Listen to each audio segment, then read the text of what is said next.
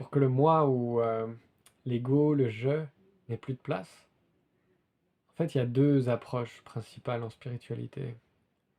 Il y a la fusion, la dévotion et l'amour, le fait d'être tout. Et du coup, comme vous devenez tout, il n'y a plus de point central en fait à cette vie. Vous êtes tout ce qui est. Donc il n'y a plus de place pour le moi, pour l'ego. Et l'autre approche, en fait, c'est le rien, la sagesse, le dépouillement total, absolu, complet. Cette liberté fondamentale, vaste, infinie, sans caractéristiques. Et là, du coup, toutes les limitations éclatent et vous n'êtes plus rien du tout. Donc il n'y a pas de place pour le moi non plus. Il n'y a pas de place pour le je. Et c'est deux manières, en fait, qu'utilise la spiritualité pour réaliser ce que vous êtes. Alors simplement de brûler la bougie par les deux bouts, on peut dire.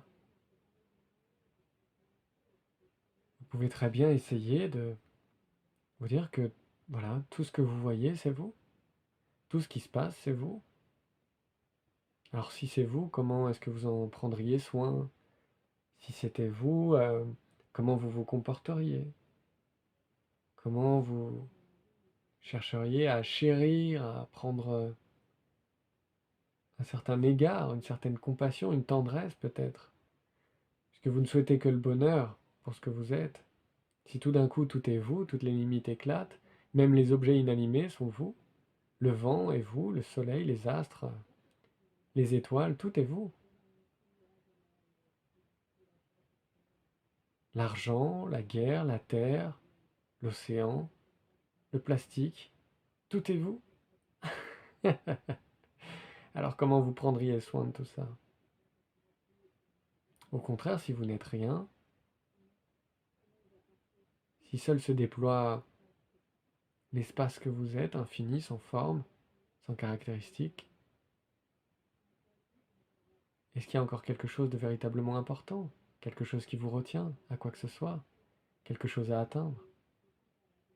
Quelque chose qui serait limité ou inconnu? Et ce qui est important de comprendre, c'est que il n'y a pas seulement tout, et cette présence consciente et claire, il n'y a pas seulement rien, c'est-à-dire son côté insaisissable, on ne peut pas en faire une chose, rien ne peut être saisi, tout est juste traversé, tout n'est qu'un mouvement en fait, qui en plus de ça est interdépendant, puisque ça agit en même temps. La réalisation définitive, c'est que vous n'êtes ni tout ni rien, vous êtes l'union des deux. L'espace infini, complet, total, illimité, dans lequel il ne se passe rien du tout, il n'y a pas de réalisation, il ne se passe absolument rien, aucune expérience. C'est complet, illimité, sans caractéristiques particulières, sans forme, sans nom. Et en même temps, tout est là.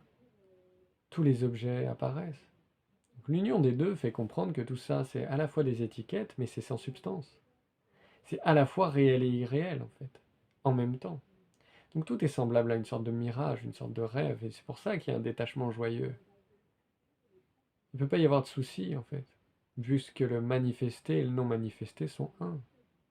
Et que ça a toujours été comme ça, il y a une évidence, un vécu direct que ça a toujours été comme ça. Et vous pouvez le regarder dans l'expérience directe que vous avez aujourd'hui, mais aussi celle d'hier. Est-ce qu'ici est toujours le même? Est-ce que maintenant, c'est toujours maintenant que la vie a eu lieu? Est-ce que c'est maintenant que la vie a lieu maintenant, là tout de suite? Et où est-ce que la vie a toujours eu lieu? Ici. Et cet ici ne dépend pas d'un espace. Ce maintenant ne dépend pas du temps.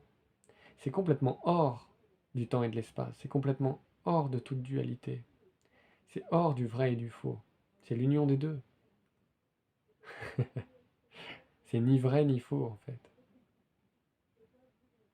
Et cette fusion vous fait abandonner tous les concepts, tout ce que, tout ce qui était maintenu, on peut dire tout ce qui a été figé comme étant vrai, comme étant connu, comme étant palpable donc réel, expérimentable donc réel. Et là où on voyait des choses solides, on ne voit plus que du mouvement. Là où on voyait des choses permanentes, on ne voit que du mouvement aussi. Et tout est transparent. Vous voyez? Ce corps est en mouvement perpétuel. Les pensées sont en mouvement perpétuel. Les sensations sont en mouvement perpétuel. Le monde tel qu'il se déploie est en mouvement perpétuel. Mais tout ce mouvement est perçu depuis un non-mouvement. Donc tous les rôles peuvent être pris, toutes les nuances peuvent être vécues. Toute la palette, en fait, peut traverser l'espace infini que vous êtes. Il n'y a pas de problème, il y a suffisamment de place pour vivre tout ça. Donc simplement, gardez cette confiance que c'est pas l'inconnu qui vous fait peur, mais lâchez simplement le connu qui vous fait peur.